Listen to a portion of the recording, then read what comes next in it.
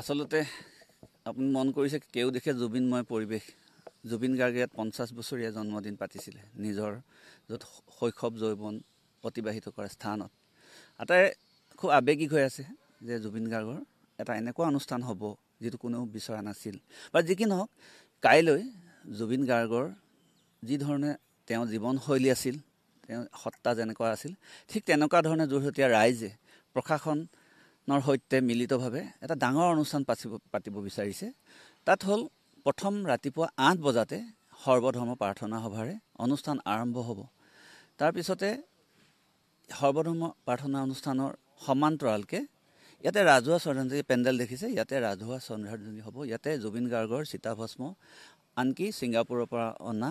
coffin পৰ্যন্ত ইয়াত প্ৰদৰ্শন কৰা হ'ব বৃহৎ আকাৰৰ ফটো থাকিব আপুনি হয়তো মন কৰিছে তাৰ পিছতে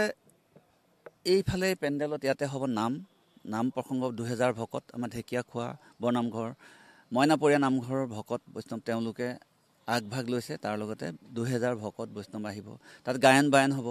তাৰ পিছতে দিহানাম হ'ব এই গোটেইখিনি কাম তাৰ পৰা বিভিন্ন ধৰণে হুকিয়া মঞ্চ দিয়া আছে জ্যেষ্ঠ নাগৰিকৰ কাৰণে ইয়াত দিয়া আছে তাৰ উপৰিও জুবিন গাৰ্গৰ 13 দিনীয়া এটা বৈদিক অনুষ্ঠান ইয়াত তেওঁলোকে পাতিব ধৰ্মীয় অনুষ্ঠান অতি অনুষ্টুপীয়াভাৱে তেওঁলোকৰ অকল মাংগলিক ৰীতি নীতিৰে এই সৰু পেণ্ডেলটো দেখিছে যে তাত হ'ব তাতে গৰিমা গাৰ্গ উপস্থিত থাকিব তেওঁলোকে কৈছে যে 50 জনৰকে কেতিয়াও মানুহ বেছি নহয় সমূহ অনুষ্ঠান হ'ব এটা তেওঁলোকৰ অনুষ্ঠান হ'ব তাৰপিছত প্ৰৱেশৰ কথা হ'ল কি য'তে হাই পাৰফৰ্মেন্স ট্ৰেইনিং চেণ্টাৰ ইয়াতে আছে যেহেতু যোৰহাট ষ্টেডিয়ামখন ইয়াতে নতুনকৈ নিৰ্মাণ কৰা হৈ আছে সেইকাৰণে ইয়াত কেইবাখনো গেট প্ৰৱেশদ্বাৰ বন্ধ কৰি দিবলগীয়া হ'ল তেওঁলোকে হয়তো পৰৱৰ্তী অৱস্থাত গেটসমূহ খোল খাব এতিয়া সেইকাৰণে জগন্নাথ বৰুৱা বিশ্ববিদ্যালয়ৰ সন্মুখৰ যিটো বাণিজ্য বিভাগৰ সন্মুখত দুখন প্ৰৱেশদ্বাৰ আছে তাৰ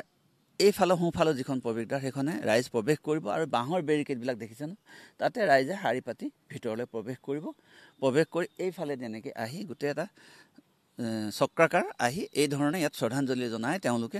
এই পেণ্ডেলত প্ৰসাদ গ্ৰহণ কৰিব পাৰিব প্ৰসাদ গ্ৰহণ কৰি তেওঁলোকে যদি ইচ্ছা কৰে অনুষ্ঠানটো থাকিব বিচাৰে যেহেতু আমি ভাবিছোঁ যে যদি ৰ'দ দিয়ে ৰাইজৰ অসুবিধা হ'ব নহ'লে বতৰ যদি ভাল হ'লহেঁতেন তেতিয়া ইয়াত ঘাঁহনিত ৰাইজ বহিব পাৰিলেহেঁতেন এতিয়া সেইকাৰণে তাকে নকৰি আমাৰ এই গেলেৰীকেইটা ষ্টেডিয়ামৰ তাত তেওঁলোকে ইচ্ছা কৰিলে যিমান সময় ইচ্ছা কৰে তেওঁলোকে তাত থাকিব পাৰিব সেই প্ৰস্থান পথটো এইফালে একেধৰণে আছে তাৰ বাবে ভকত বৈষ্ণৱৰ কাৰণে যোৰহাট ছুইমিং ছ'চাইটি এই গেটখন দিয়া হৈছে আৰু সাংবাদিকৰ কাৰণে জৰুৰীকালীন সেৱাৰ কাৰণে তেওঁলোকে ইচ্ছা কৰিলে গান্ধী পাৰ্কৰ কিনাৰে গেটখনেদি তেওঁলোকে সোমাব পাৰিব